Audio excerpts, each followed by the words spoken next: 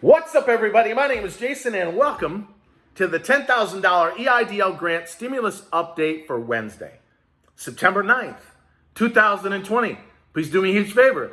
Give this video a thumbs up, hashtag EIDL with all your comments below. Share this video all over social media with hashtag EIDL so we can do the retweets. And if you're new to this channel, please make sure you subscribe and hit that bell. All right, ladies and gentlemen, I hope you're having a fantastic week and you enjoyed your Labor Day weekend. I am back to summarize something that Mitch McConnell likes to call his skinny bill. What is it? What's in it? What's not in it?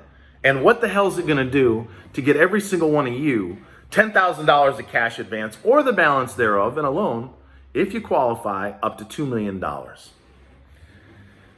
Look, I call it like I see them, folks. I've taken shots at everybody. The president, Joe Biden, senators from both sides of the aisle. It doesn't matter.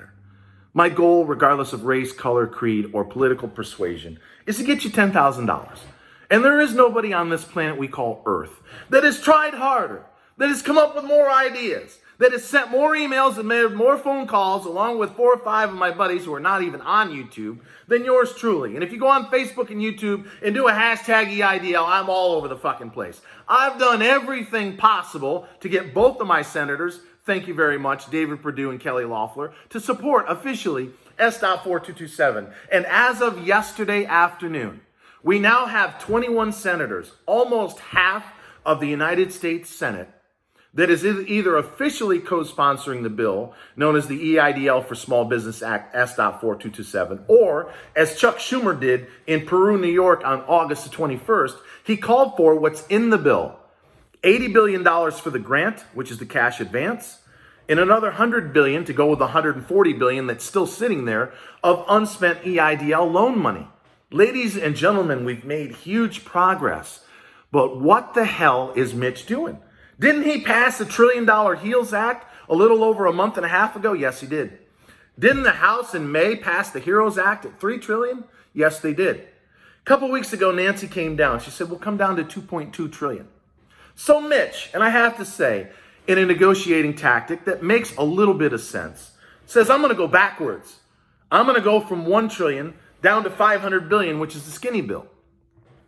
I'm going to put the Republicans on record. They won't get a single Democrat to vote for it. It's going absolutely nowhere, especially in the House. On record as to what we will support.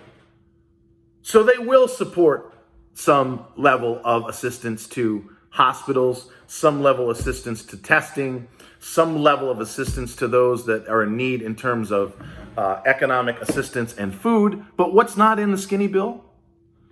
There's no $1,200 stimulus check. Didn't Mitch talk about that relentlessly the last month? Yes, he did. It's not in there. There's nothing in there about EIDL. There never was going to be anything in there in reference to the HEALS Act on EIDL. We need that in the next P4 or the prioritized PPP that Senator Schumer mentioned in his speech in Peru, New York a few weeks ago. I talked about it. Go listen to the audio. It's pretty amazing stuff. But Mitch McConnell took it all out of there. There's no $1,200. There's no mention of EIDL.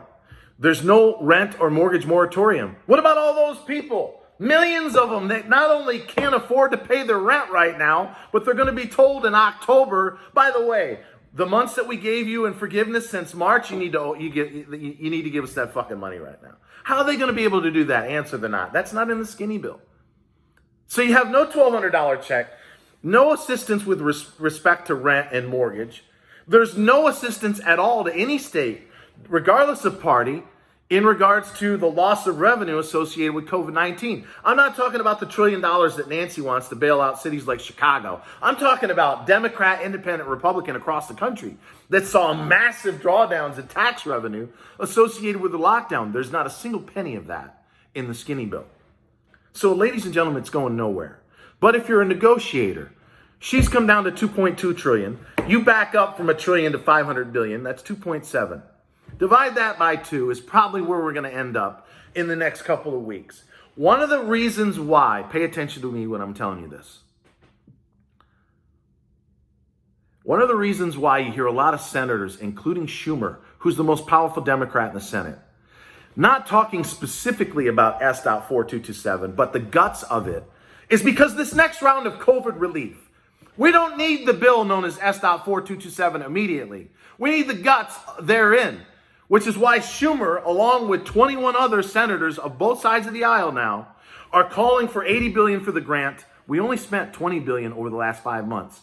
The reason they're going 4 times as high is they're going to give everybody in the queue, almost 7 million strong, the balance. So if you got 2,000 because you got 2 employees, you're going to get another 8,000 if Chuck Schumer has his way. And again, 21 senators are calling for the same thing. So we don't need official sponsors of the bill. It's nice.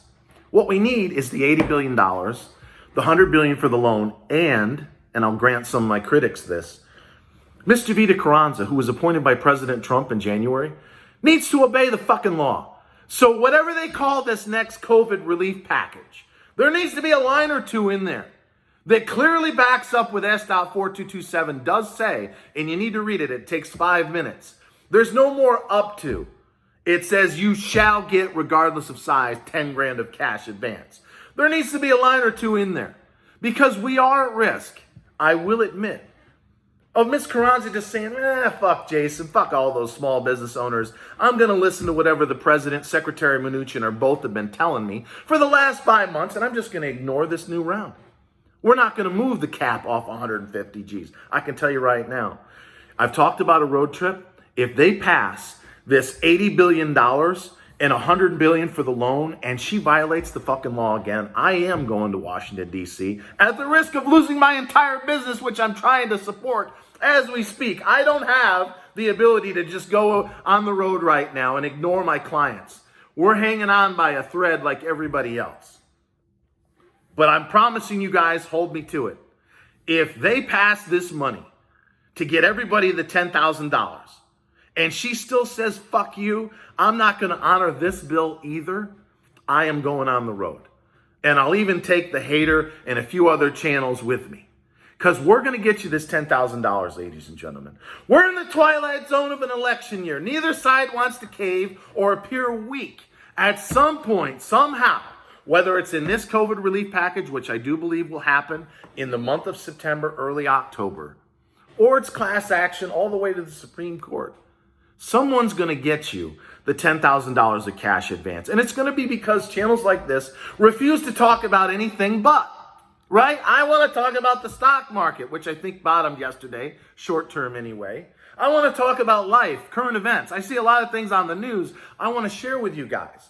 But I made a decision based on my experience as a businessman that when you dig in on one idea and you talk about one fucking thing relentlessly for 5 months, and raise as much or more hell as anyone about EIDL, it increases, not decreases, our chance of getting you the money.